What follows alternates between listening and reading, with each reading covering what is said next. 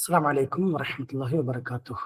ഇനി നമുക്ക് അടുത്തതായി ഹാരിസ് അശ്ശേരി സാറുടെ ഈ ഒരു കോഴ്സിന്റെ ഇനാഗുറേഷൻ ആണ്. നമ്മൾ ഇൻഷാ അല്ലാ വലിയൊരു യാത്ര തുടങ്ങുകയാണ്. ഇനി ഈ ഒരു യാത്ര അവസാനിക്കേണ്ടത് ഇൻഷാ അല്ലാ താൽക്കാലികമായി ഒന്ന് അവസാനിക്കേണ്ടത് UP എക്സാം വരുമ്പോഴാണ്. ഇപ്പോൾ നിങ്ങളിപ്പോൾ ടീച്ചറുടെ എക്സ്പീരിയൻസിൽ കേട്ട് സ്വന്തം ഫാമിലി ടൂറ്, പല വിവാഹങ്ങളും പല പ്രോഗ്രാമുകളും ഇതൊക്കെ കുറച്ചു കാലത്തേക്ക് ഒഴിവാക്കിക്കൊണ്ടാണ് പഠിച്ചിരുന്നത്. ഒരു 5-6 മാസം നമുക്ക് ചിലത് ഉപേക്ഷിച്ചാലാണ് കുറെ കാലം അതിനേക്കാൾ വലിയ സന്തോഷം ചിലപ്പോൾ ലഭിക്കുക. അതുകൊണ്ട് നമ്മൾ സജീവമായിട്ട് തന്നെ ഇതിലേക്ക് ഇറങ്ങുക. ഷെഡ്യൂൾ പറയാനുണ്ട്. ആ ഷെഡ്യൂൾ ഇൻഷാ അല്ലാ നമുക്ക് പറയാം. നിങ്ങൾക്ക് കോഴ്സിനെ കുറിച്ചുള്ള സംശയങ്ങൾക്ക് ചോദിക്കാം. ഹാരിസ് സാറെ കുറിച്ച് കൂടുതലൊന്നും നമ്മൾ പരിചയപ്പെടുത്തേണ്ടതില്ല. ഫോക്കസിന്റെ ഒന്നാമത്തെ ബാച്ച് മുതൽ ഇപ്പോഴും ഞാൻ ഓർക്കുന്നു, ഹാരിസ് അശ്ശേരിയുടെ ആദ്യത്തെ ക്ലാസ് ഫോക്കസിലെ ഒരു നെഹവിന്റെ ആ ക്ലാസ് കേട്ടപ്പോൾ തന്നെ പലരും ഫീഡ്ബാക്ക് തന്നത് ഇനി നമുക്ക് നെഹവിന് ഹാരിസ് സാർ മാത്രം മതി എന്ന രൂപത്തിലൊക്കെ പലരും ഫീഡ്ബാക്ക് തരികയും അൽഹംദുലില്ലാഹ് തുടക്കം മുതൽ ഇപ്പോഴും ഫോക്കസുമായി നമ്മൾ ഫോക്കസിന്റെ ഒരു അഡ്മിൻ പോലെ നമ്മളോട് സഹകരിക്കുന്ന, അതോടുകൂടെ ഫോക്കസിന്റെ കാര്യം എന്ന് പറയുമ്പോൾ വളരെ സന്തോഷത്തോടു കൂടെ എത്ര തിരക്കിന്റെ ഇടയിലും ക്ലാസ്സുകൾ ഏറ്റെടുക്കുന്ന ഹാരിസ് സാറിന് നമ്മളോട് ഈ ഒരു കോഴ്സ് തുടങ്ങി തരികയാണ് ചെയ്യുന്നത്. സാർ ഇപ്പം നിലവിൽ കേരള യൂണിവേഴ്സിറ്റിയിൽ ലെക്ചറായിക്കൊണ്ട് വർക്ക് ചെയ്യുകയാണ്. അദ്ദേഹം ഫോക്കസിന്റെ മാത്രമല്ല പല കോഴ്സുകളും, അതോടുകൂടെ യൂട്യൂബിലുള്ള വ്യത്യസ്ത നെഹവുമായി ബന്ധപ്പെട്ട ലിറ്ററേച്ചറുമായി ബന്ധപ്പെട്ട പല വിഷയങ്ങളും യൂട്യൂബിലൊക്കെ അദ്ദേഹത്തിന്റെ ഒരുപാട് വീഡിയോ നമുക്ക് അവൈലബിൾ ആണ്. ഇൻഷാ അല്ലാഹ് നമ്മുടെ ഈ ഒരു കോഴ്സിന്റെയും നെഹവ് വിഷയത്തിന്റെ ലീഡിങ് ഹാരിസ് സാർ തന്നെയായിരിക്കും. ഇൻഷാ അല്ലാഹ് വരും ദിവസങ്ങളിൽ അധിക ആഴ്ചകളിലും സാറിന്റെ ക്ലാസ് സാറിന്റെ ഒഴിവിനനുസരിച്ച് നമുക്ക് നൽകുന്നതാണ്. അതിന്റെ ഒരു ഇന്നിപ്പോ നമ്മൾ ചെയ്യുന്നത് മൊത്തത്തിൽ ഒരു ഇനാഗുറേഷൻ എന്ന നിലയ്ക്ക് സാർ ഒരു പ്രോഗ്രാം തുടങ്ങുകയാണ്. സാറിനെ ഈ ഒരു പ്രോഗ്രാമിലേക്ക് ക്ഷണിക്കുന്നു. അസ്സലാമു അലൈക്കും വറഹ്മത്തുള്ളാഹി വബറകാതുഹു. അസ്സലാമു അലൈക്കും വറഹ്മത്തുള്ളാഹി വബറകാതുഹു. ഓഡിയബിൾ അല്ലേ വോയിസ്? ഓക്കെ. അതെ. ഓക്കെ. അൽഹംദുലില്ലാഹ് വസ്സലാത്തു വസ്സലാമു അലാ അഷ്റഫി റസൂലില്ലാഹ് വഅലാ ആലിഹി വഅസ്ഹാബിഹി അൽഫായിസീന ബിറിദല്ലാഹ് അമ്മാ ബഅദ്. ബഹുമാനാദരവുകൾ നിറഞ്ഞ ഖാലിദ് സാർ, നസ്രുദ്ദീൻ സാർ, മറ്റു വിദ്യാർത്ഥിനികളെ, ഏതായാലും ഫോക്കസിന്റെ അടുത്ത PSCക്കുള്ള പുതിയ ഒരു പഠനാരംഭത്തിലാണ് നമ്മളുള്ളത്. അതിൻ്റെ ഒരു ആദ്യ സെഷനിലാണ്. ഇപ്പം തൊട്ട് മുമ്പിൽ നിങ്ങൾക്ക് മുമ്പിൽ പ്രസംഗിച്ച അല്ലെങ്കിൽ നിങ്ങളോട് സംവദിച്ച മുൻസിന ടീച്ചർ, റുക്സാന ടീച്ചർ, അവരിലൂടെയൊക്കെ ധാരാളം കാര്യങ്ങളും ഫോക്കസിനെ കുറിച്ചും നിങ്ങൾ എന്ത് ഫോക്കസ് ചെയ്യണമെന്നതിനെക്കുറിച്ചും ഒക്കെ നിങ്ങൾക്ക് കൃത്യമായിട്ട് മനസ്സിലായിട്ടുണ്ടാകുമെന്ന് വിശ്വസിക്കുന്നു. അതുപോലെ തന്നെയാണ് ഫോക്കസിനെ കുറിച്ച് ഞങ്ങൾക്കൊക്കെയുള്ള കാഴ്ചപ്പാടുകൾ. കാരണം ആദ്യമായിട്ട് നസ്രുദ്ദീൻ സാർ നേരത്തെ പറഞ്ഞതുപോലെ ആദ്യത്തെ ബാച്ച് ആ കൊറോണ സമയത്ത് തുടങ്ങിയത് മുതൽ വളരെ ഇതിലൂടെ വരുന്ന പ്രൊഡക്റ്റുകളുടെ അല്ലെങ്കിൽ ജോലി നേടുന്ന ആളുകളുടെ അല്ലെ കുട്ടികളുടെ കഴിവിനെ കുറിച്ചൊക്കെ ധാരാളം മനസ്സിലാക്കാൻ കഴിഞ്ഞൊരു വ്യക്തി എന്ന നിലക്ക് വളരെ സന്തോഷം തോന്നുന്ന ഒരു നടത്തിപ്പ് തന്നെയാണ് ഫോക്കസിലുള്ളത്. അതോടൊപ്പം അതിൽ വരുന്ന വിദ്യാർത്ഥികളൊക്കെ വളരെ നല്ല അധ്വാനത്തിലൂടെയും ഫോക്കസിന്റെ നിർദ്ദേശം അനുസരിച്ചുകൊണ്ടുള്ള അവരുടെ പ്രവർത്തനത്തിലൂടെയും മാത്രമാണ് അവരൊക്കെ ജോലിയിൽ എത്തിയിട്ടുള്ളത്. കാരണം എന്ത് തന്നെയാണെങ്കിലും രണ്ട് കാര്യങ്ങൾ വളരെ പ്രധാനപ്പെട്ടാണ്. ഒന്ന്, കൃത്യമായി മാർഗനിർദ്ദേശം ഗൈഡൻസ് ലഭിക്കുക എന്നുള്ളത്. രണ്ടാമത്തത് നമ്മുടെ അധ്വാനം എന്നുള്ളത്. ഇത് രണ്ടും സമ്മിശ്രമാകുമ്പോൾ മാത്രമേ യഥാർത്ഥ ഒരു രീതിയിലേക്ക് നമുക്ക് ഉയർച്ചയിലേക്ക് എത്താൻ സാധിക്കുകയുള്ളൂ. അപ്പോൾ നിങ്ങളോടും ആദ്യമായിട്ട് പറയാൻ, ഞാൻ കൂടുതൽ മോട്ടിവേഷൻ നടത്തുന്നില്ല, കാരണം അതിൻ്റെ കാര്യങ്ങളൊക്കെ ഒരുപാട് സംസാരിച്ചു കഴിഞ്ഞു. നിങ്ങളോട് പറയാനുള്ളത് ആത്മാർത്ഥമായിട്ട് പരിശ്രമിക്കുകയും എല്ലാ ക്ലാസ്സുകളും കൃത്യമായിട്ട് ആ സമയത്ത് റെക്കോർഡ് അല്ലാതെ ലൈവ് ക്ലാസ് തന്നെ പരമാവധി പങ്കെടുക്കാൻ ശ്രമിക്കുകയും അതിൽ നന്നായിട്ട് ഇൻട്രാക്ട് ചെയ്യുകയും ഒക്കെ ചെയ്യണം. അതിൽ യാതൊരു മടിയോ അല്ലെങ്കിൽ ഒരു ബുദ്ധിമുട്ടോ ഒന്നും തോന്നരുത്. കാരണം അത് തന്നെയാണ് നമ്മൾക്ക് എത്രമാത്രം അതിൽ കേൾക്കാനും ഇൻട്രാക്ട് ചെയ്യാനും സംശയങ്ങൾ ചോദിക്കാനും അങ്ങനെ ചോദിക്കുന്ന ആളുകൾക്ക് തന്നെയാണ് ഏതൊരു വിഷയത്തിലും ഉയർച്ച ഉണ്ടാവുക എന്ന് പ്രത്യേകം നിങ്ങൾ മനസ്സിലാക്കേണ്ടതാണ്. കൂടുതലായിട്ടൊന്നും പറയുന്നില്ല. ഞാൻ എടുത്തുകൊണ്ടിരിക്കുന്ന വിഷയം നെഹ്വാണ്. നെഹ്വ് എനിക്ക് എന്താ പറയുക, വളരെ ഇഷ്ടപ്പെട്ട ഏരിയകളൊക്കെ പലതും ഉണ്ടെങ്കിലും എന്നെ ഏൽപ്പിച്ച വിഷയം എന്നത് നെഹ്വ് എന്ന നിലക്ക് ഞാൻ ഫോക്കസിൽ തുടർച്ചയായിട്ട് എടുത്തു വരുന്നത് നെഹ്വ് തന്നെയാണ്. അപ്പം നെഹ്വ് എന്നത് വളരെ പ്രധാനപ്പെട്ട ഒരു വിഷയം ആണ്. അപ്പം അതിൻ്റെ ഒരു ഇനാഗുറേഷൻ എന്ന നിലക്ക് നെഹ്വിൻ്റെ ഒരു കാര്യങ്ങളിലൂടെ നമുക്ക് അങ്ങ് ആരംഭിക്കാം. കാരണം നെഹ്വ് എന്നത് ഞാൻ കഴിഞ്ഞ ഒരു ഗ്രാമാക്കസ് എന്ന ഫോക്കസിൻ്റെ നെഹ്വിനെ കുറിച്ച് മാത്രമുള്ളൊരു സെഷൻ ഉണ്ട്. അതിൻ്റെ ഉദ്ഘാടനത്തിൽ ഞാൻ അന്ന് പറഞ്ഞിരുന്നു, നെഹ്വ് എന്ന് പറയുന്നത് ഒരു ഉപ്പ് പോലെയാണ്. ഏത് ഭക്ഷണത്തിലും നാം അത് ഇട്ടുകഴിഞ്ഞാൽ അത് വളരെ നന്നാകും എന്ന് പറഞ്ഞാൽ ഏതൊരു ഭക്ഷണത്തിലും രുചി കിട്ടണമെങ്കിൽ ഉപ്പിടൽ നിർബന്ധമാണ്. അത് മധുരമുള്ളതാവട്ടെ അല്ലാത്തതാവട്ടെ ഏത് ഭക്ഷണത്തിലും അല്പമെങ്കിലും ഉപ്പ് വേണം.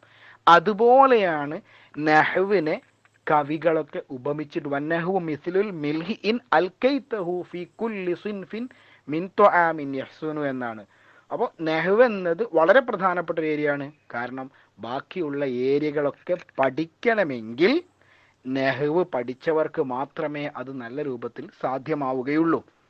അപ്പോൾ അതുകൊണ്ടായിരിക്കാം ഒരു പക്ഷേ പഠനാരംഭം എന്നത് നെഹ്വിൻ്റെ ക്ലാസ്സിലൂടെ തുടങ്ങാമെന്ന് വിചാരിച്ചത്. അപ്പോൾ ആദ്യമായിട്ട് പറയാനുള്ളത്, നമ്മുടെ മൈൻഡ് സെറ്റപ്പ് വളരെ പ്രധാനപ്പെട്ട ഒരു ഘടകമാണ് ഏത് കാര്യത്തിനും. ചെറുപ്പം മുതലേ സ്കൂളിൽ പഠിക്കുമ്പോൾ ആദ്യം മുതൽ കേട്ട് വരുന്നതാണ് കണക്ക് പ്രയാസമാണ്. ആ പ്രയാസമാണെന്ന് കേട്ട് വരുന്നൊരു കുട്ടി അത് മനസ്സിലങ്ങ് ഉറപ്പിക്കുന്ന കുട്ടിക്ക് എന്നും കണക്ക് പ്രയാസം തന്നെയാണ്. ഇതുപോലെ പലരും കാണുന്നൊരു വിഷയമാണ് നെഹ്വ്, ബലാഗ, അങ്ങനെയൊക്കെയുള്ള വിഷയങ്ങൾ. ഇത് ഭയങ്കര പ്രയാസമാണ്, ഇത് ഭയങ്കര ടഫാണ്. അപ്പം നെഹ്വിന് വേണ്ടി എത്ര പഠിച്ചാലും അവർക്ക് കൂടെ തലയിൽ കയറുന്നില്ല, മനസ്സിലാവുന്നില്ല. അല്ലെങ്കിൽ അത് നമ്മുടെ മൈൻഡിൻ്റെ വലിയൊരു പ്രശ്നമാണ്. കാരണം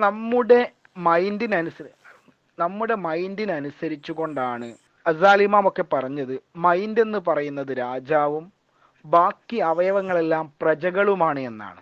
ആ രാജാവിൻ്റെ നിർദ്ദേശങ്ങൾ അനുസരിച്ചു കൊണ്ട് പ്രജകൾ പ്രവർത്തിക്കുന്നത് പോലെയാണ് മനുഷ്യൻ്റെ ബാക്കിയുള്ള ഭാഗങ്ങളെല്ലാം എന്ന് മഹാനായ ഇമാം അസാലി തങ്ങൾ പറഞ്ഞിട്ടുണ്ട്. അപ്പോൾ അത് വലിയൊരു പ്രധാന ഘടകമാണ്. ഇപ്പം നെഹ്വ് എന്നത് വളരെ സിമ്പിളായ വിഷയമാണ്. ഞാനത് പഠിച്ച് മനസ്സിലാക്കിയപ്പോൾ എനിക്ക് തോന്നുന്നു വളരെ സിമ്പിളാണ്. അത് പഠിക്കാനും സിമ്പിളാണ്. പരീക്ഷകൾക്ക് വരുന്ന ചോദ്യങ്ങളും കൃത്യമായ ഏരിയകളുണ്ട്. ആ ഏരിയയിൽ നിന്ന് വളരെ സിമ്പിളായിട്ടാണ് ചോദിക്കാറുള്ളത്. ജസ്റ്റ് ഒരു ഐഡിയ കിട്ടിയ ആളുകൾക്ക് നെഹ്വ് എളുപ്പമാണ്, അത് പരീക്ഷയ്ക്കും എളുപ്പമാണ്. അപ്പം അതൊരു ബാലികേറാമലയല്ല, ഇത് വളരെ എളുപ്പമുള്ളതാണ് എന്ന മനസ്സോടുകൂടി ഇൻഷാ അല്ലാഹ് നമുക്കങ്ങ് തുടങ്ങുകയാണ് വേണ്ടത്. അപ്പോൾ ഏത് വിഷയങ്ങളും അങ്ങനെ തന്നെ. ഞാൻ നെഹ്വ് എടുക്കുന്നത് കൊണ്ട് പറഞ്ഞു എന്നുള്ളൂ. അതുപോലെ തന്നെയാണ് ബലാഗയാണെങ്കിലും അല്ലെ അറൂദാണെങ്കിലും അതുപോലത്തെ വിഷയങ്ങളൊക്കെ തന്നെ പ്രയാസമാണ്. നമ്മൾ മനസ്സ് പറയുന്നതൊക്കെ നമുക്ക് പ്രയാസമായിട്ട് വരും. അപ്പം അങ്ങനെ ആവാതെ ഇതൊന്നും പ്രയാസമല്ല, എനിക്ക് എളുപ്പമാണ് എന്ന് പറഞ്ഞുകൊണ്ട് ബിസ്മില്ലാഹിർ റഹ്മാനിർ റഹീം എന്ന തിരുനാമത്തിൽ നമ്മൾ തുടങ്ങുകയാണ്. വഖുർ റബ്ബി സിദ്നി ഇൽമ എന്ന പ്രാർത്ഥനയിൽ പരിശുദ്ധ ഖുർആനിൽ വന്ന ആ പ്രാർത്ഥനയോടുകൂടി അങ്ങ് തുടങ്ങിക്കഴിഞ്ഞാൽ പ്രവർത്തനവും പ്രാർത്ഥനയും രണ്ടും പ്രധാന ഘടകങ്ങളാണ്. നന്നായിട്ട് അധ്വാനിക്കുക, കൃത്യമായി ഫോക്കസ് പറയുന്ന നിർദ്ദേശങ്ങളൊക്കെ ഫോളോ ചെയ്യുക, ലൈവ് ക്ലാസ്സുകളൊക്കെ പങ്കെടുക്കുക. അതോടൊപ്പം നിങ്ങൾ എന്ത് ചെയ്യുക, കൃത്യമായിട്ട് പ്രാർത്ഥിക്കുകയും ചെയ്യുക. ഇൻഷാ അല്ലാഹ് നിങ്ങൾക്കൊക്കെ ഉന്നതമായ സ്ഥാനങ്ങൾ എത്തിച്ചേരാൻ സാധിക്കും. ഈ രൂപത്തിൽ പോയി കഴിഞ്ഞാൽ അത് എന്നും നിലനിർത്തി കൊണ്ടുപോകണമെന്നാണ്. അള്ളാഹു താലാക്ക് പോലും ഇഷ്ടപ്പെട്ടത് ദായിമായ അമലാണ്. ഒരു ദിവസം ഒരാൾ 10 റക്അത്ത് സുന്നത്ത് നിസ്കരിക്കും, എന്നിട്ട് രണ്ടാമത്തെ ദിവസം തീരെ നിസ്കരിക്കൂല. അങ്ങനത്തെ ആളേക്കാൾ അള്ളാഹ്ക്ക് ഇഷ്ടം 2 റക്അത്ത് എന്നും നിസ്കരിക്കുന്ന ആളെയാണ്. ദായിമായ അമലാണ് അള്ളാഹ്ക്ക് ഇഷ്ടം. അപ്പം അത് ഏത് വിഷയത്തിലും അങ്ങനെ തന്നെയാണ്. ഇന്നിപ്പോൾ ഒരു ഉപദേശ നിർദ്ദേശങ്ങളൊക്കെ കേട്ട് നല്ലൊരു മോട്ടിവേഷനൊക്കെ കേട്ട് നമുക്കൊരു മോട്ടിവേഷൻ ആയിട്ടുണ്ടാവും. ഇനി 2-3 ദിവസം ഭയങ്കര ആവേശമായിരിക്കും, പിന്നെ കാണാം നമ്മുടെ പഴയ പടി. അങ്ങനെ ആവരുത്. ഞാൻ എപ്പോഴും എല്ലാവരോടും പറയൽ, നമ്മളൊരു സെൽഫ് മോട്ടിവേറ്റർ ആവണം. അങ്ങനത്തെവർക്ക് വിജയിക്കാൻ സാധിക്കും. വേറൊരാളുടെ പിന്താങ് ഇങ്ങനെ കിട്ടുക, കുറച്ച് കഴിയുമ്പോൾ വീണ്ടും ഒരു മോട്ടിവേഷൻ കിട്ടണം, ഒരാഴ്ച കഴിയുമ്പോൾ പിന്നെയും ഒരു മോട്ടിവേഷൻ കിട്ടണം. അങ്ങനെ ഒരു തട്ടിക്കൊടുക്കേണ്ട അവസ്ഥ ഇല്ലാതെ നമുക്കൊരു മോട്ടിവേറ്ററായിട്ട് പ്രവർത്തിക്കുക, സെൽഫ് മോട്ടിവേറ്റർ ആവുക എന്ന് പറയും. അപ്പോൾ ആ രൂപത്തിൽ നമുക്ക് തന്നെ ഒരു മോട്ടിവേറ്ററായിട്ട് പ്രവർത്തിക്കാൻ നമുക്ക് സാധിക്കുമെങ്കിൽ പിന്നെ ആരുടേത് നമുക്കൊരു പ്രശ്നമല്ല, നമ്മൾ വിജയിക്കുക തന്നെ ചെയ്യും ഇൻഷാ അല്ലാഹ്. അപ്പോൾ നമുക്ക് ചെറുങ്ങനെ ഒരു രൂപത്തിൽ ക്ലാസ് ഒന്ന് ആരംഭിക്കാം. പരീക്ഷകൾക്ക് ഏറ്റവും പ്രധാനപ്പെട്ട നെഹ്വിന്റെ ഒരു ഏരിയയാണ് അതത് മഅദൂദ് എന്ന് പറയുന്നത്. അപ്പോൾ ഇന്നിപ്പോൾ ക്ലാസ്സിന് വേണ്ടി PPTയോ കാര്യങ്ങളോ ഒന്നും സെറ്റാക്കിയില്ല, കാരണം ക്ലാസ് എടുക്കുക എന്നതല്ല, ഒരു ആരംഭം കുറിക്കുക എന്നുള്ളതാണ്. നിങ്ങളൊക്കെ അതിനെക്കുറിച്ച് പഠിച്ചിട്ടും ഒക്കെ ഉണ്ടാകും എന്ന് മനസ്സിലാക്കുന്നു. ഒരു പരീക്ഷയ്ക്ക് പോലും ഒരു ചോദ്യമെങ്കിലും വരാത്ത, അതതിൽ നിന്നും ഒരു ചോദ്യം വരാത്ത ഒരു എക്സാം ഞാൻ കണ്ടിട്ടില്ല. അതിൽ കൂടുതൽ വന്നതേ ഉള്ളൂ.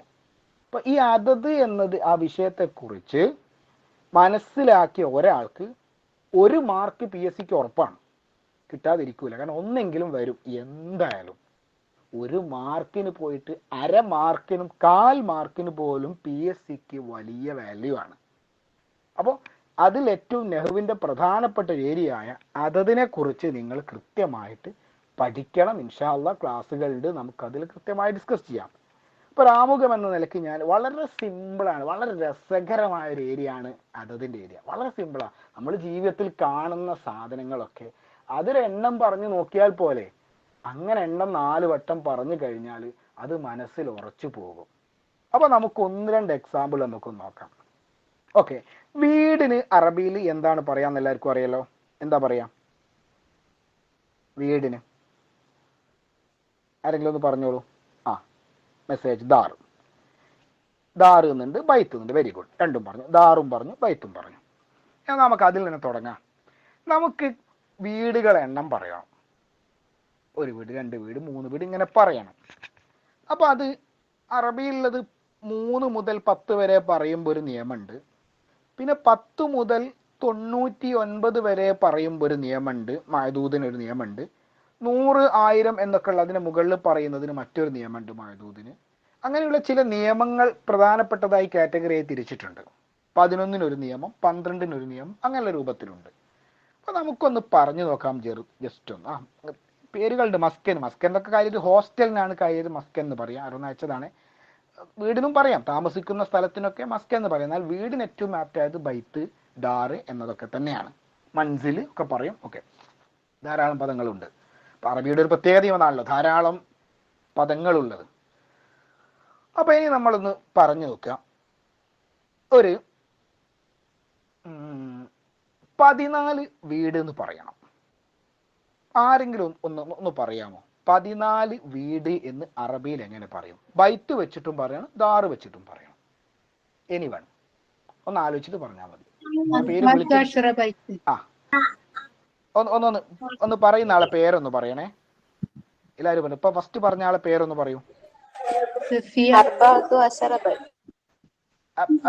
ആദ്യം പേരൊന്ന് പറയും. കേട്ടില്ല, ആളെ പേരൊന്ന് പറയൂ. എല്ലാരും കൂടി പറയുമ്പോ ഒരു ബുദ്ധി, അല്ലെ ഞാൻ പേര് വിളിക്കണോ?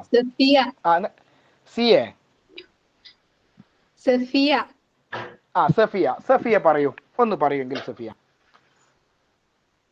അർബഅത്തു അശറ ബൈത്തൻ. ഇനി സഫിയ തന്നെ അതൊന്ന് ദാറ് എന്നത് വെച്ചുകൊണ്ട് പറയും. രണ്ടും വീട് തന്നെയാണല്ലോ.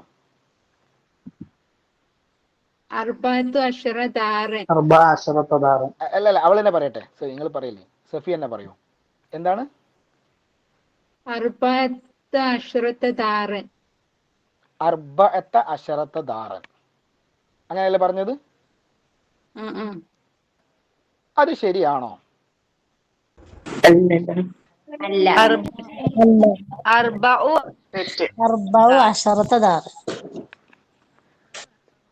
അതാരാ പറഞ്ഞത്?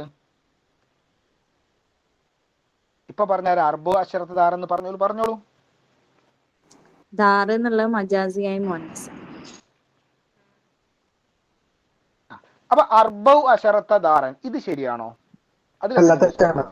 തെറ്റാണ്.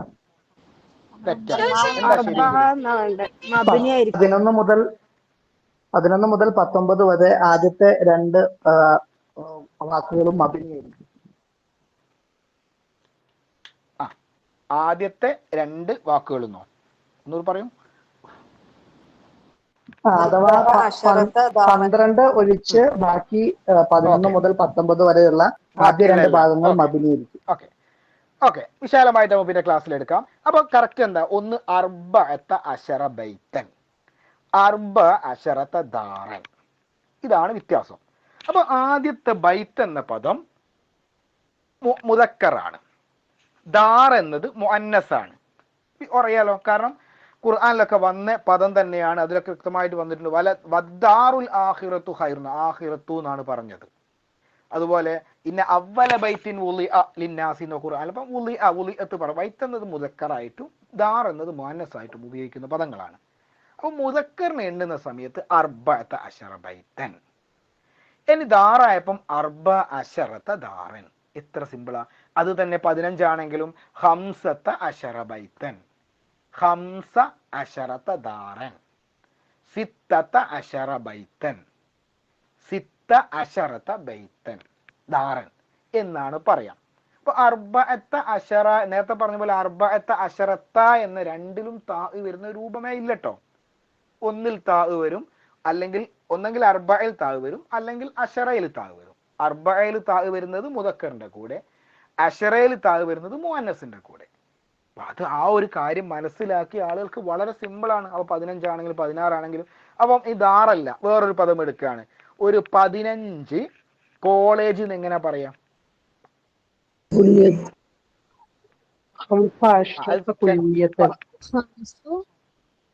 ഹംസ അശറത്ത കുല്ലിയത്തൻ. എന്തുകൊണ്ട്? കുല്ലിയത്ത് എന്നത് മുഅന്നസ് ആയതുകൊണ്ട് ഹംസ അശറത്ത കുല്ലിയത്തൻ. ഇനി ഒരു 12 എന്താ പറയാ, മിഫ്താഹ് താക്കോല് എന്നെങ്ങനെ പറയും? 12 അല്ല 14, 14 തന്നെ ആയിക്കോട്ടെ. 14 താക്കോൽ എന്നാണ് എങ്ങനെ പറയും? മിഫ്താഹ് എന്നാണെങ്കിൽ അർബഅത അശറ മിഫ്താഹ്. Very good. അർബഅത അശറ മിഫ്താഹ്. എന്തുകൊണ്ട്? മിഫ്താഹ് മുദക്കറാണ്. അപ്പൊ അർബഅത അശറ എന്ന് പറയണം. അങ്ങനെ ഏത് മുദക്കർ അവിടെ വെച്ച് കൊടുക്കുകയാണെങ്കിലും അർബഅത അശറ, ഹംസത അശറ എന്നുള്ളത് പറയണം. ഏത് മുഅന്നസ് വരികയാണെങ്കിലും അർബ അശറത്ത, പിന്നെ ഹംസ അശറത്ത, സിത്ത അശറത്ത എന്ന് പറയണം. വളരെ സിമ്പിളായതാണ്. അത് നമ്മൾ വലുതും ഒക്കെ ചെറുതും ഒക്കെ എണ്ണി നമ്മൾ പഠിക്കണം. അങ്ങനെ തന്നെ പറഞ്ഞു പഠിച്ചാൽ മാത്രമേ അത് ശരിയാവൂ. ഇനി അതേ കാര്യം തന്നെ 11 വീട് എന്നാണെങ്കിൽ എങ്ങനെ പറയും? 11 വീട് നിങ്ങൾ പറഞ്ഞ പദാണ് വീട്. അത് വെച്ച് എങ്ങനെ പറയും? ദാറാണെങ്കിലോ?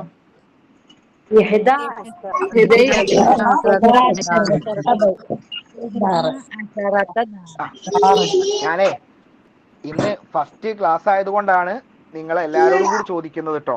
എന്റെ ശൈലി എന്ന് പറയുന്നത് ഞാൻ ഓരോരുത്തരെ വിളിച്ചായിരിക്കും ചോദിക്കുക ക്ലാസ്സിൽ. അങ്ങനെ ആയിരിക്കും ഇൻഷാ അല്ലാഹ്. ഓക്കെ, ഏതായാലും അഹദ അശറ മ്യൂട്ട് ചെയ്യണേ കഴിഞ്ഞാൽ മ്യൂട്ട് ചെയ്യണേ.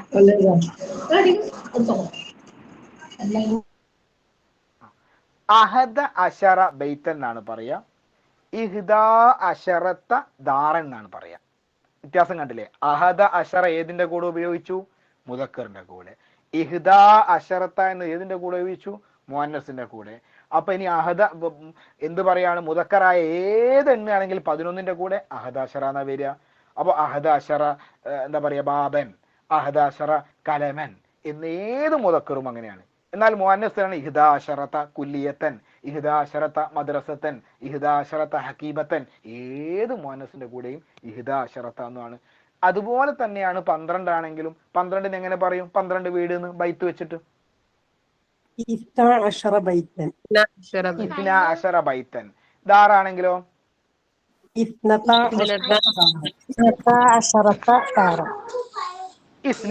അശറത ദാറൻ. അപ്പൊ ഇസ്നാ അശറ ബൈത്തൻ, ഇസ്നത അശറത ദാറൻ. ഇസ്നാ അശറ എന്നത് മുദക്കറിന്റെ കൂടെ ഉപയോഗിച്ചു 12ല്.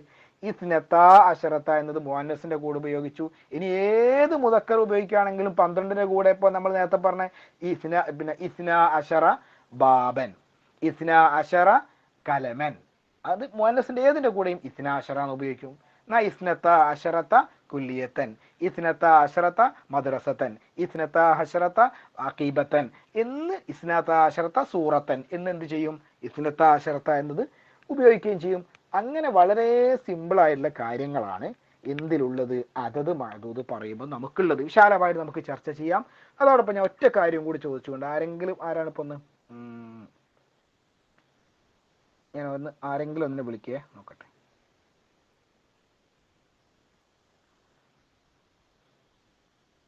നിഷാദ് കേൾക്കുന്നുണ്ടോ? മുന്നോട്ട് വരുന്നതിന് കുഴപ്പമില്ലെങ്കിൽ ഞാൻ വിളിച്ചാൽ വരാമേ. നിഷാദ് കേൾക്കുന്നുണ്ടോ? കേൾക്കുന്നുണ്ട്. നിഷാദ് PH ആണോ? കേൾക്കുന്നു. ആയിക്കോട്ടെ, അതെ കേൾക്കുന്നുണ്ട്. കേൾക്കുന്നുണ്ട്. ഞാൻ ഒറ്റ ചോദ്യങ്ങളോട് ചോദിക്കട്ടെ, ജസ്റ്റ് ഒന്ന് നമുക്ക് അതത് എത്രത്തോളം അറിയാന്നുള്ളത്. നിങ്ങൾ ജനിച്ച വർഷം ഒന്ന് പറയാൻ പറ്റുമോ? മലയാളത്തിൽ നിന്ന് കറക്റ്റ് പറയാൻ മടിയുണ്ടെങ്കിൽ ഏതെങ്കിലും ഒരു വർഷം നിങ്ങൾ പറഞ്ഞാൽ മതി. ഓക്കെ, അതൊന്ന് അറബിയിൽ പറയൂ. ഞാൻ ഇന്ന വർഷത്തിലാണ് ജനിച്ചത്. 1988 അല്ലേ? ഒന്ന് പറയൂ അറബിയിൽ. വുലിത്തു എന്ന് പറഞ്ഞിട്ട് പറയും. ഫീസന അല്ലെ ഫീ ആ? വുലിത്തു ഫിസ്സനത്തി. ഫീസനത്തി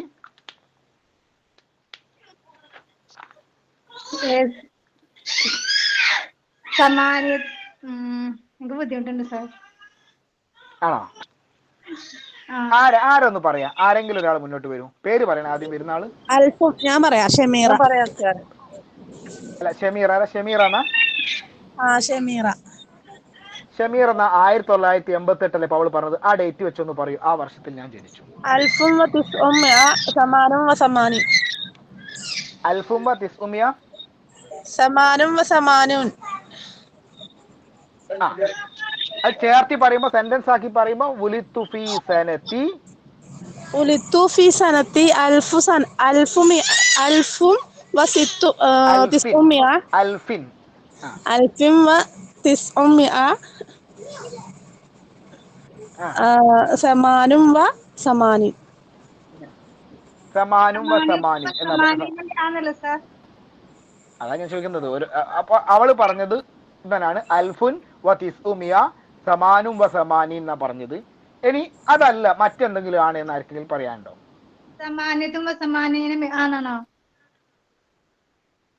ഒന്നുകൂടി പറയൂ. വുലിത്തു ഫീ സന, നമ്മൾ സനത്ത് വെച്ചാണ് പറയുന്നത്.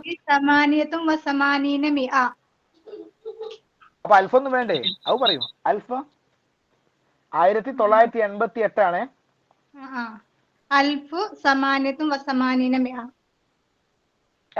അങ്ങനെ പറയൂലല്ലോ. നിക്കൂ, ഞാനൊന്ന് മനസ്സിലാക്കാൻ വേണ്ടി പറഞ്ഞല്ലോ.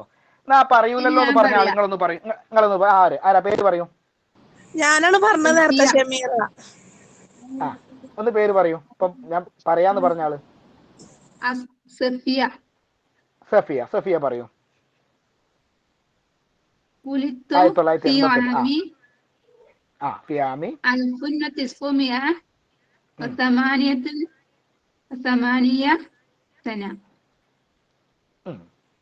ഇനി അത് ശരിയല്ല എന്ന് അഭിപ്രായം ഉണ്ടോ? എല്ലാവർക്കും അവസരം തരാം. അഭിപ്രായം ഉണ്ടോ? ഒരു ജനിച്ച വർഷം നമ്മൾ പറയുന്നത് കേട്ടോ, ആലോചിക്കണോ? ഇനി ആർക്കുണ്ടോ?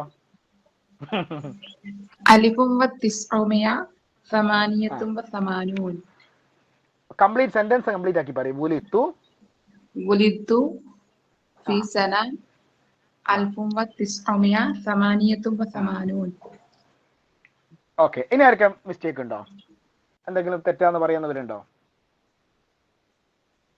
പറഞ്ഞതൊക്കെ അവസാനം പറഞ്ഞത് ശരിയാണോ അല്ലെ തെറ്റുണ്ടോ? കംപ്ലീറ്റ് പറയൂ.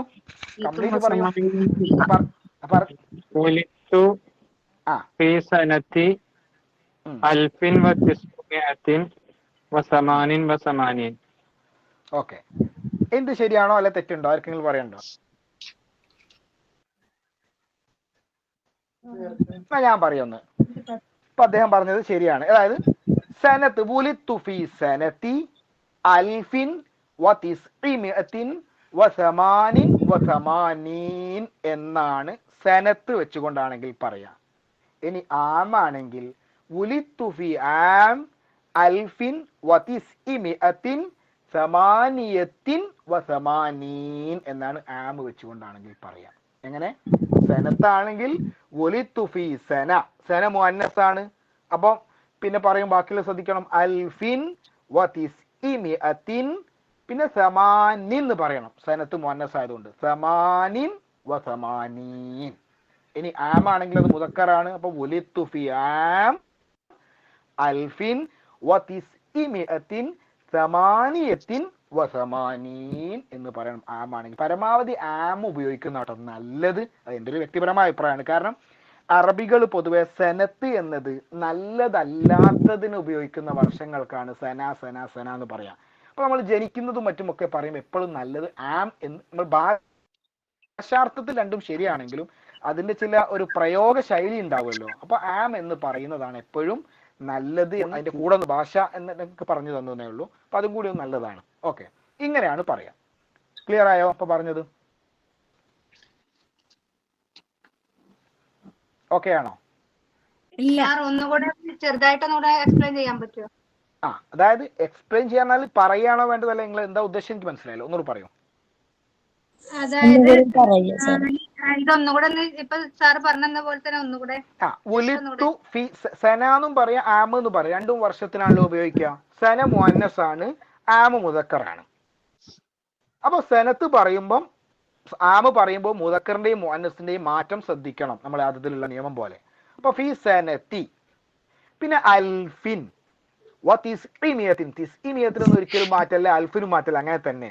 പിന്നെ സമാനിൻ വസമാനീൻ, 88 സമാനിൻ വസമാനീൻ എന്ന് പറയണം സനത്താണെങ്കിൽ. അത് ആം ആയിട്ട് മാറിയാൽ ഉലിത്തു ഫി ആം അൽഫിൻ വതിസ്ഇമിയത്തിൻ, അവിടെ ഒന്നും മാറ്റം വരുന്നില്ല. സമാനിൻ എന്നുള്ളത് മാറിയിട്ട് അത് മുഅന്നസാക്കണം, സമാനിയത്തിൻ വസമാനീൻ എന്ന് പറയണം. ഇതിപ്പോ ഒരാളൊരു ഇന്റർവ്യൂവിന് പോയ സമയത്ത് ഇന്റർവ്യൂ ബോർഡിലുള്ള സബ്ജക്ട് എക്സാമിന് ഒരിക്കലും ചോദിച്ച ചോദ്യം എന്താണെന്ന് അറിയോ? ഇതേപോലെ ഒരു സ്കൂളിൽ ഇന്റർവ്യൂവിനാണ്. ജനിച്ച വർഷം എന്ന് അറബിയിൽ പറയാൻ അയാൾ പെട്ടുപോയി. എന്തുകൊണ്ട്? അത് അതിനെക്കുറിച്ചൊരു ബോധമാക്കി വെക്കാത്തത് കൊണ്ടാണ് ആ പ്രശ്നം പറ്റിയത്. അപ്പോൾ നമ്മൾ ശ്രദ്ധിക്കേണ്ട അതത് വളരെ സിമ്പിളാണ്. അതിപ്പോ ഒരു പ്രയാസവും ഇല്ല. നമുക്ക് പിന്നെ ഇനി 1988 പഠിച്ചു, അതിന് 88 അല്ല 98 ആണെങ്കിൽ എങ്ങനെ പറഞ്ഞാൽ മതി? ഉലിത്തു ഫീ സന അൽഫിൻ വതിസ്ഇമിയത്തിൻ സമാനിൻ വതിസ്ഈൻ. ആമാണെങ്കിൽ സമാനിയത്തിൻ വതിസ്ഈൻ. ഒക്കെ അത് ഒരേ പാറ്റേൺ തന്നെയാണ്. ഇപ്പൊ നേരത്തെ നമ്മൾ 13, 14 പറഞ്ഞ പോലെ അതിന് ഏത് പദം വന്നു കഴിഞ്ഞാൽ മുദക്കറോ മുഅന്നസോ നോക്കുക, ഇതിനനുസരിച്ച് ചേർത്ത് കൊടുക്കുക. 3 മുതൽ 10 വരെയൊക്കെ ആണെങ്കിൽ അവിടെ ഉള്ള മാറ്റങ്ങൾ ശ്രദ്ധിക്കുക. അപ്പൊ അത് കുറഞ്ഞ 3 മുതൽ 10 വരെയുള്ള രണ്ടിന്റെയും നിയമം, 11, 12ന്റെ നിയമം, 13 മുതൽ പിന്നെ 19 വരെയുള്ള നിയമം, പിന്നെ 20, 30, 40 പോലത്തതിന്റെ നിയമം. ഇത് പഠിക്കാനേ ഉള്ളൂ അതിൽ.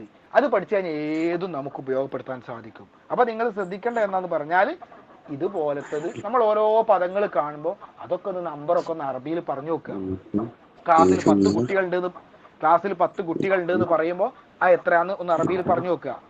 അല്ലെങ്കിൽ അധ്യാപകർ കോളേജിൽ എത്ര ഉണ്ട് എന്ന് പറയുമ്പോൾ അതൊന്ന് അറബിയിൽ പറഞ്ഞു നോക്കുക. അങ്ങനെ ഒന്ന് ചെയ്യുക. എല്ലാ കാര്യങ്ങളും ഒന്ന് ശ്രദ്ധിച്ചു നോക്കിയാൽ വളരെ എളുപ്പത്തിൽ നമുക്ക് ഇതൊക്കെ പഠിക്കാവുന്നതാണ്.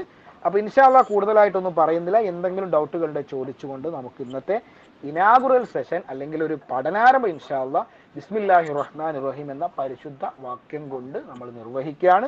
എല്ലാവരും നല്ല പ്രാർത്ഥനയോട് എപ്പോഴും പ്രാർത്ഥിക്കേണ്ട റബ്ബി സിദ്നി ഇൽമൻ നാഫിയ, അതെപ്പോഴും നമ്മൾ പ്രാർത്ഥിച്ചുകൊണ്ടിരിക്കുക. എന്നിട്ട് നന്നായിട്ട് പ്രവർത്തിക്കുകയും ചെയ്യുക. അല്ലാഹു തആല തൗഫീഖ് നൽകട്ടെ. എന്തെങ്കിലും ചെറിയ രൂപത്തിലുള്ള സംശയങ്ങളുണ്ടെങ്കിൽ ചോദിക്കാവുന്നതാണ്.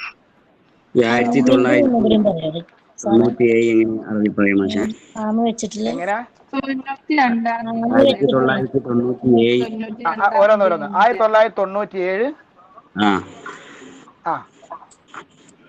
അത് നിങ്ങൾ തന്നെ പറയൂ. പറയൂ, പറഞ്ഞ നിയമം അനുസരിച്ച് പറഞ്ഞു നോക്കൂ. ولدت في عام 1900 90 അല്ല 97 അല്ലേ? 97 سبعة وتسعين പറയണം ആമല്ലേ? 90 ولدت في عام 1997 ഓക്കെ ശരി. സാറേ ഒരു ഡൗട്ട്. ഈ 1994 എന്നുള്ളത് ആദ്യം 94 പിന്നെ 900 പിന്നെ 1000 അങ്ങനെ പറയാൻ പറ്റുമോ അവിടുന്ന് ഇങ്ങോട്ട്? പറയുന്നതിന് അറബിയുടെ നിയമം അനുസരിച്ചുകൊണ്ട് 2 രൂപത്തിലും പറയാം അതതിന് എന്നാണ്. ഇവിടുന്ന് അങ്ങോട്ട് തുടങ്ങിയിട്ടും അവിടുന്ന് ഇങ്ങോട്ട് തുടങ്ങിക്കൊണ്ട് പറയുന്നതിന് അറബിയിൽ നിയമമുണ്ട്. അങ്ങനെ അപ്പൊ അവിടുന്ന് ഇങ്ങോട്ട് കിതാബുകളിലൊക്കെ ഉണ്ട്. തുടങ്ങുമ്പോൾ അപ്പൊ നമ്മൾ അലിഫിന്റെ നിയമല്ല അറിയേണ്ടത്, അലിഫിന്റെ നിയമല്ല ആമിനെ വരുത്തേണ്ടത് അല്ലേ? അതെ, അലിഫാവുമ്പോൾ അതാ മാറ്റി. അലിഫല്ല ലാസ്റ്റ് വരുമ്പോള്. അതെ അതെ. അപ്പൊ എണ്ണുന്നത് 2 രൂപത്തിൽ പറയാം. പക്ഷെ ഏറ്റവും നല്ലത് മോഡേൺ രീതി എന്നുള്ളത് ഈ പറഞ്ഞ ആദ്യം 1000 പിന്നീട് 900 അങ്ങനെ പറയുന്നതാണ് മോഡേൺ ആയിട്ടുള്ള രീതി. ആ ശൈലി തന്നെ പരമാവധി ഉപയോഗിക്കുന്നതാണ് നല്ലത് എന്നാണ് എൻ്റെ അഭിപ്രായം. രണ്ടും പറയാൻ ഗ്രാമർ അനുസരിച്ച് നിയമം ഉണ്ട്.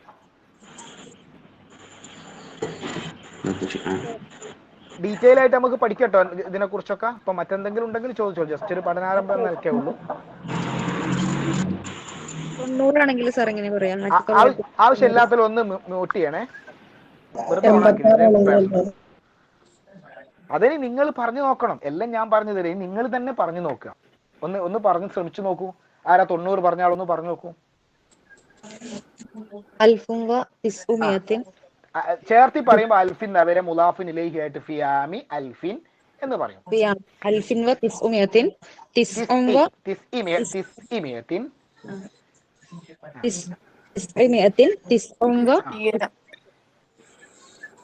90 അല്ലേ ഉള്ളൂ. 1990 അല്ലേ? പിന്നെ തിസ്ഈദ് പറഞ്ഞാൽ മതി. ഫിആം അൽഫിൻ വ തിസ്ഇമിയത്തിൻ വ തിസ്ഈൻ കഴിഞ്ഞു. ഉപയോഗിക്കാൻ പറ്റുമോ? അതാ ഞാൻ പറഞ്ഞ പോലെ ഇവിടെ ജെറിന്റെ സ്ഥലമായതുകൊണ്ട് ആ തിസ്ഈൻ അവിടെ പറ്റൂല. സെനൊന്നും ഇല്ലാതെ നമ്മൾ വർഷം പറയുമ്പോൾ തിസ്ഊന്ന് വരും. സെനത്തി ആമിന്ന് മുമ്പ് പറഞ്ഞിട്ട് പറയുമ്പോൾ തിസ്ഈൻ തന്നെ പറയാൻ പറ്റും, തിസ്ഊൻ പറ്റൂല. ആയിട്ടാണോ അലിഫിൻ വന്നത്? അതെ അതെ അതെ അതെ അതെ അതെ മുലാഫിലി ആയിട്ടാ. നമുക്ക് ടൈം 10 മണി ആയിട്ടുണ്ട്. ഏകദേശം 1.5 മണിക്കൂർ നമ്മൾ പ്രോഗ്രാം തുടങ്ങിയിട്ട്. ഹാരിസ് അശ്ശേരി സാറിന്റെ വളരെ എളുപ്പത്തിലുള്ള അതതിനെ കുറിച്ച് നെഹവിനെ കുറിച്ചുള്ള ഒരു സെഷൻ നമുക്ക് കിട്ടി. ഇപ്പോഴും 200-ലധികം ആളുകൾ ലൈവിൽ തന്നെ ഉണ്ട്. വളരെ പ്രധാനപ്പെട്ട ഒരു സെഷൻ ആയതുകൊണ്ടാണ് ഇത്രയും പേര് ഈ ഒരു സമയത്ത് പോലും. ഒരുപാട് തിരക്കുകൾക്കിടയിലാണ് നമ്മളെല്ലാവരും ഉള്ളത്. നേരത്തെ ഫിക്സാന ടീച്ചർ ആ ക്ലാസ് കേട്ടത് കൊണ്ടാന്ന് തോന്നുന്നു ഇത്ര തിരക്ക് വന്നാലും PSC കഴിഞ്ഞിട്ടേ ബാക്കിയുള്ളൂ. ആ ഒരു ചിന്ത മനസ്സിലേക്ക് വന്നാൽ പിന്നെ നമ്മൾ രക്ഷപ്പെട്ടു എന്ന് വേണമെങ്കിൽ പറയാം. ഓക്കെ, നമുക്ക് അതിൽ വരും ദിവസങ്ങളിൽ ഡീറ്റെയിൽ ആയിട്ട് തന്നെ ചർച്ച ചെയ്യാം. നമ്മുടെ ഈ ഒരു ചെറിയ സമയം കൊണ്ട് വളരെ അത്യാവശ്യമുള്ള ഈ ഒരു ഭാഗം നമുക്ക് നമ്മുടെ ക്ലാസ്സിന്റെ തുടക്കം എന്ന നിലയ്ക്ക് വിശദീകരിച്ചു തന്ന ഈ ഒരു സെഷൻ കൈകാര്യം ചെയ്ത ഹാരിസ് സാറിന് എല്ലാവരും നന്ദിയും അറിയിക്കുകയാണ്. തുടക്കത്തിൽ പറഞ്ഞതുപോലെ നമ്മുടെ ഈ ഒരു ഫോക്കസിന്റെ തുടക്കം മുതൽ നെഹവിന്റെ ഫോക്കസിന്റെ ലീഡർ തന്നെ ഹാരിസ് സാറാണ്. ഇൻഷാ അല്ലാഹ് വരും ദിവസങ്ങളിൽ നമുക്ക് സാറിനെ മാക്സിമം ഉപയോഗിക്കാം. സാർ ഇൻഷാ അല്ലാഹ് ഓരോ ഏരിയയിൽ കൂടെ തന്നെ നമുക്ക് കടന്നു പോകുന്നുണ്ട്. വരുന്ന ആഴ്ചയും ഇന്നത്തെ ആഴ്ചയും സാർ ഇൻഷാ അല്ലാഹ് നമുക്ക് ഇറാബുമായി ബന്ധപ്പെട്ട നെഹവിന്റെ ഏറ്റവും ഇമ്പോർട്ടൻ്റ് ആയ കാതലായ ഇറാബ് അതുമായി ബന്ധപ്പെട്ട ഏരിയകൾ ഇൻഷാ അല്ലാഹ് നമുക്ക് ചർച്ച ചെയ്തു തരുന്നുണ്ട്. അപ്പൊ നമുക്ക് കൂടുതൽ സംശയങ്ങളൊക്കെ ചോദിക്കാം. ഇപ്പോ ഈ വൈകിയ വേളയിൽ ഞാനിനി പ്രത്യേകിച്ചൊന്നും പറയുന്നില്ല. നമ്മുടെ ക്ലാസ് ഇൻഷാ അല്ലാഹ് നാളെ തന്നെ ആരംഭിക്കുകയാണ്. ഓക്കെ, നിങ്ങൾക്ക് അവസരമുണ്ട്. അപ്പൊ നമ്മുടെ ക്ലാസ് നാളെ തന്നെ ആരംഭിക്കുകയാണ്. ഇൻഷാ അല്ലാഹ് 16, 17 രണ്ടായിരം ഒരു ദിവസമായിരിക്കും പെരുന്നാൾ വരിക. നമ്മൾ ആദ്യത്തെ ഷെഡ്യൂൾ എന്ന നിലയ്ക്ക് പെരുന്നാൾ വരെയുള്ള ഒരു 15-ാം തീയതി വരെയുള്ള ഒരു ഷെഡ്യൂളാണ് ഇപ്പോൾ റെഡിയാക്കിയിട്ടുള്ളത്. നാളെ 7:30 ഇൻഷാ അല്ലാഹ് ജാഹിലി. സമയം എല്ലാ ദിവസവും 7:30 ഇതിൽ കൊടുത്തത്. ചെറിയ മാറ്റങ്ങൾ വരാം. ജാഹിലി തർജിമ അങ്ങനെ ഈ ഒരു ഷെഡ്യൂൾ ഞാൻ ഗ്രൂപ്പിൽ ഷെയർ ചെയ്യും. പെരുന്നാൾ കഴിഞ്ഞാലായിരിക്കും നമ്മൾ ഇപ്പൊ 2-ാം തീയതി മുതൽ 15-ാം തീയതി വരെയുള്ള ഷെഡ്യൂളാണ്. ഞാനിപ്പോൾ ഡീറ്റെയിൽ പറയാൻ വിചാരിച്ചിരുന്ന സമയമല്ല, അതുകൊണ്ട് ഞാൻ അതിലേക്ക് കടക്കുന്നില്ല. നാളെ ജാഹിലി ആയിരിക്കും. പിന്നെ തിങ്കൾ തർജുമ, ചൊവ്വ ബലാഗ, ഹാരിസ് അശ്ശേരിയുടെ ബുധൻ ഇൽമുൻ നെഹവ് വരും. അങ്ങനെ ഒരു ഷെഡ്യൂളാണ്. നോർമലി 7:30 ആയിരിക്കും. മറ്റ് മാറ്റങ്ങൾ ഉണ്ടെങ്കിൽ ഗ്രൂപ്പിൽ അറിയിക്കും ഇൻഷാ അല്ലാഹ്. പിന്നെ പെരുന്നാളിന് 16 മുതൽ ഒരു 4 ദിവസം ലീവായിരിക്കും. അതിന്റെ ശേഷം വീണ്ടും റീസ്റ്റാർട്ട് ചെയ്യും. അതിന്റെ പുതിയ ഷെഡ്യൂൾ ഗ്രൂപ്പിൽ അറിയിക്കും. GK-യുമായി ബന്ധപ്പെട്ട് ചുരുക്കി ഞാൻ പറയാണ്. ഇൻഷാ അല്ലാഹ് ഒരുപാട് മാറ്റങ്ങൾ GK കുറിച്ച് ഓരോ എക്സാമുകളിലും മാറ്റങ്ങൾ വന്നുകൊണ്ടിരിക്കുകയാണ്. എത്രയാണ് നല്ലതെന്നുള്ള കൂടുതൽ ആളുകൾ പറയുന്നുണ്ടല്ലോ. ഞാൻ ഓരോ ഫാക്കൽറ്റികളോടും ചോദിച്ചിട്ട് ഇൻഷാ അല്ലാഹ് അത് അറിയിക്കാം. എത്രക്കാക്കാൻ കഴിയും മാക്സിമം ശ്രമിക്കാം ഇൻഷാ അല്ലാഹ്. നമ്മളുടെ ഈ ഒരു കോഴ്സ് മുൻപുള്ള സ്റ്റുഡൻസിനൊക്കെ അറിയാം. നമ്മുടെ ഫോക്കസിലെ മെമ്പേഴ്സിന് വേണ്ടിയിട്ടുള്ളതാണ്. നമ്മളൊരു ഫാമിലി, ഇനി അങ്ങോട്ട് നമ്മളൊരു ഫാമിലി ആയിട്ടാണ് മുന്നോട്ട് പോവുക. ഫോക്കസ് വിന്നേഴ്സ് ഇൻഷാ അല്ലാഹ് വ്യത്യസ്ത വരാൻ പോകുന്ന LP UP HSA പോലത്തെ എക്സാമുകളിൽ ആദ്യ റാങ്കുകളിലുള്ള ആളുകളായിരിക്കണം നമ്മളെല്ലാവരും. അതാണ് നമ്മൾ കഴിഞ്ഞ ബാച്ചിലൊക്കെ കണ്ടത്. അൽഹംദുലില്ലാ ഇപ്പൊ മലപ്പുറം ജില്ലയിലെ 150ഓളം പേർ ഫോക്കസിന്റെ മെമ്പർമാരായിരുന്നു. മറ്റേത് ലിസ്റ്റ് വന്നപ്പോഴും ഏകദേശം ഒരു 1/3 പകുതിയോടടുത്ത ആളുകൾ വയനാടാവട്ടെ, കണ്ണൂരാവട്ടെ, കോഴിക്കോട്, എറണാകുളം, തൃശ്ശൂർ ഈ ലിസ്റ്റുകളൊക്കെ വന്നപ്പോൾ അതിലൊക്കെയുള്ള ഒരു 1/3 ആളുകൾ അൽഹംദുലില്ലാ ഫോക്കസിന്റെ സ്റ്റുഡൻസ് ആണ്. സത്യത്തിൽ നമ്മൾ മലപ്പുറം ജില്ലയുടെയും വയനാട്, കണ്ണൂർ പോലെ ജില്ലകളുടെ നമ്മളെ ഫോക്കസ് സ്റ്റുഡൻസിന്റെ ഒരു ലിസ്റ്റ് തയ്യാറാക്കി. നിങ്ങളൊക്കെ പലരും കണ്ടിട്ടുണ്ടാവും. ആ ലിസ്റ്റ് തയ്യാറാക്കാൻ തന്നെ നമുക്ക് 4-5 ദിവസം വേണ്ടി വന്നു. അതായത് അവരുടെയൊക്കെ ഫോട്ടോ ശേഖരിച്ച് അത് പോസ്റ്ററാക്കി തെറ്റുകളൊക്കെ തിരുത്തി അങ്ങനെ 4-5 ദിവസം അതിനു വേണ്ടി തന്നെ നമുക്ക് മാറ്റി വെക്കേണ്ടി വന്നു. അതുകൊണ്ടാണ് നമ്മൾ ഇപ്പോ കഴിഞ്ഞ LP UP എക്സാമുകളിലൊക്കെ ഒരുപാട് പേരുണ്ട്. പക്ഷെ ഒരു പോസ്റ്റർ തയ്യാറാക്കാൻ സത്യത്തിൽ നമ്മൾ ഇപ്പോ നേരത്തെ സംസാരിച്ച റുക്സാന ടീച്ചർക്കുള്ള ഒരു ആശംസ വരെ, അതിന്റെ ഒരു പോസ്റ്റർ വരെ ഫോക്കസിന്റെ പേരിൽ ഇറക്കാൻ കഴിഞ്ഞിട്ടില്ല. അവർ എക്സാം കഴിഞ്ഞ ഉടനെ റാങ്ക് ലിസ്റ്റ് വന്നപ്പോൾ തന്നെ നമുക്ക് മെസ്സേജ് അയച്ചത് ഫോക്കസിന്റെ നോട്ട് കൊണ്ട് മാത്രമാണ് അറബിക്ക് നമുക്ക് സ്കോർ ചെയ്യാൻ കഴിഞ്ഞതെന്നുള്ള മെസ്സേജുകളൊക്കെ നമുക്ക് തന്നിട്ട് പോലും അങ്ങനെ ആ ലിസ്റ്റിൽ ഒരുപാട് പേര് റാങ്ക് ലിസ്റ്റ് ഉണ്ടായിട്ട് നമുക്ക് പോസ്റ്ററുകൾ ഇറക്കാൻ സമയമില്ലാത്തത് കൊണ്ടാണ്. ഞാൻ പറഞ്ഞല്ലോ ഓരോ ലിസ്റ്റിലും 30 ആളും ഒക്കെ വരികയാണ്. അപ്പോൾ പിന്നെ പോസ്റ്റർ ഉണ്ടാക്കാൻ പിന്നെ ക്ലാസ് എടുക്കാൻ പറഞ്ഞ സമയം കിട്ടൂല. നമുക്ക് മുഖ്യം നമുക്ക് ഫോക്കസിന്റെ പേര് എന്ന് ഇങ്ങനെ എല്ലാവരും പറഞ്ഞു നടക്കുന്നതിനപ്പുറം നമ്മളിൽ പൈസ അടച്ചു ചേർന്ന ഒരുപാട് ആളുകൾ ഉണ്ടല്ലോ, അവർക്ക് നമ്മൾ മാക്സിമം ഇൻഷാല്ലാഹ് ക്ലാസ്സുകൾ എക്സാമിന് മുൻപായിട്ട് തന്നെ നൽകണമെന്നുള്ളതാണ്. അതുകൊണ്ടാണ് പിന്നെ റാങ്ക് ലിസ്റ്റിലുള്ള ആളുകളെയൊക്കെ പാടെ ഫോട്ടോയും പേരും ഒക്കെ കൊടുത്ത് പോസ്റ്റർ അടിക്കാതിരുന്നത്. ഏതായാലും ഇൻഷാല്ലാഹ് വരും റാങ്ക് ലിസ്റ്റിൽ നിങ്ങളുടെയൊക്കെ പേര് ഉണ്ടാവട്ടെ, ആദ്യ റാങ്കുകളിൽ തന്നെ ഉണ്ടാവട്ടെ എന്ന് പ്രാർത്ഥിക്കുകയാണ്. ഇൻഷാല്ലാഹ് ഞാൻ പറഞ്ഞു വന്നത് GK-യുടെ ക്ലാസ് പെരുന്നാളിന് ആരംഭിക്കും, പെരുന്നാളിന് ശേഷം ആരംഭിക്കും. പെരുന്നാൾ വരെ അറബിക്ക് മാത്രമായിരിക്കും. അറബിക്ക് ഗ്രൂപ്പിലെത്തിയതിനു ശേഷം GK-യിലേക്ക് പ്രവേശിക്കും. GK-യിൽ എക്സാമിന് തന്നെ പല എക്സാമിനും മാറ്റങ്ങൾ വന്നുകൊണ്ടിരിക്കുകയാണ്. ഒരു എക്സാമിന് ആ UP-യിൽ പറഞ്ഞ സിലബസ് അത് തന്നെ ചോദിക്കുന്നു. മുമ്പത്തെ UP ക്വസ്റ്റ്യൻ പേപ്പർ ഞാൻ ഇപ്പൊ നേരത്തെ മുസ്ലിം ടീച്ചറൊക്കെ പറഞ്ഞ പോലെ മുൻപത്തെ LDCക്ക് കുറച്ച് നോക്കിയിരുന്നു. അന്ന് LDCക്ക് നോക്കിയ ഞാൻ ഈ UP എഴുതിയിട്ടില്ല, ഞാൻ ഇവിടെ ഉണ്ടായിരുന്നു. പിന്നെ LDCക്ക് നോക്കിയ ആ ക്വസ്റ്റ്യൻസ് ആണ് ഈ കഴിഞ്ഞ UPക്ക് വന്നത്. അതായത് LDCന്റെ സിലബസ് അല്ലെങ്കിൽ LGSന്റെ സിലബസ് എന്ന് പറഞ്ഞിട്ട് ജനറൽ PSCകൾ ഉണ്ടല്ലോ, അതിന്റെ സിലബസിലുള്ള ക്വസ്റ്റ്യൻസ് ആണ് നമുക്ക് കഴിഞ്ഞ UPക്ക് വന്നത്. അപ്പോൾ നമ്മുടെ അറബിക് എക്സാമിന്റെ ജനറൽ പേപ്പർ പല മാറ്റങ്ങളും വരും. അതായത് ചിലത് നമ്മളുടെ അറബിക്കിന്റെ സിലബസിൽ പറഞ്ഞ അങ്ങനെ തന്നെ വരും, ചിലപ്പോ ചില മാറ്റങ്ങൾ പുതിയ കാര്യങ്ങൾ ആഡ് ചെയ്തുകൊണ്ട് മറ്റ് ജനറൽ PSCയുടെ സിലബസ് അനുസരിച്ച് വരാറുണ്ട്. ഏതായാലും ഇൻഷാല്ലാഹ് നമ്മൾ ഇനിയുള്ള ക്ലാസ്സുകൾ സിലബസ് ഫുള്ള് കവർ ചെയ്തുകൊണ്ട് മാക്സിമം മോൾഡ് ക്വസ്റ്റ്യൻ ഡിസ്കസ് ചെയ്ത് ഒരു പുതിയ മാറ്റങ്ങളിലൂടെ പുതിയ ഇൻഷാല്ലാഹ് കുറെ ഫാക്കൽറ്റികളിലൂടെ ഒക്കെ ആയിരിക്കും നമ്മുടെ ക്ലാസ്സുകൾ ഉണ്ടാകുക. അപ്പോൾ ആ മാറ്റങ്ങൾ നിങ്ങളിൽ നിന്ന് തന്നെ ഒരുപാട് അഭിപ്രായങ്ങൾ തേടാൻ പെരുന്നാൾ കഴിഞ്ഞ ഉടനെ നമ്മളൊരു മീറ്റിംഗ് ഒക്കെ ഇൻഷാല്ലാഹ് ഇതുപോലെ കൂടും. ആദ്യ 2 ആഴ്ച നിങ്ങളുടെ എക്സ്പീരിയൻസ് ഒക്കെ ഷെയർ ചെയ്യാനുള്ള ഒരു അവസരമായിട്ട് പെരുന്നാൾ കഴിഞ്ഞ ഉടനെ ഒരു മീറ്റിംഗ് ഒക്കെ ഉണ്ടാവും. അതിൽ നിങ്ങൾക്ക് മാക്സിമം കാര്യങ്ങളൊക്കെ ഷെയർ ചെയ്യാം. ഈ ഷെഡ്യൂൾ ഇപ്പോൾ ഞാൻ ഗ്രൂപ്പിൽ അയക്കും, സമയമില്ലാത്തതുകൊണ്ട് ഇനി അധികം പറയുന്നില്ല. ഇനി നിങ്ങൾക്ക് എന്തെങ്കിലും സംശയങ്ങൾ കോഴ്സുമായി ബന്ധപ്പെട്ട് എന്തെങ്കിലും സംശയങ്ങൾ ഉണ്ടെങ്കിൽ ചോദിക്കാം. ഇൻഷാ അല്ലാഹ് എല്ലാവർക്കും ഒറ്റ വാക്കിൽ അഡ്വാൻസിനായി നന്ദി അറിയിക്കാം.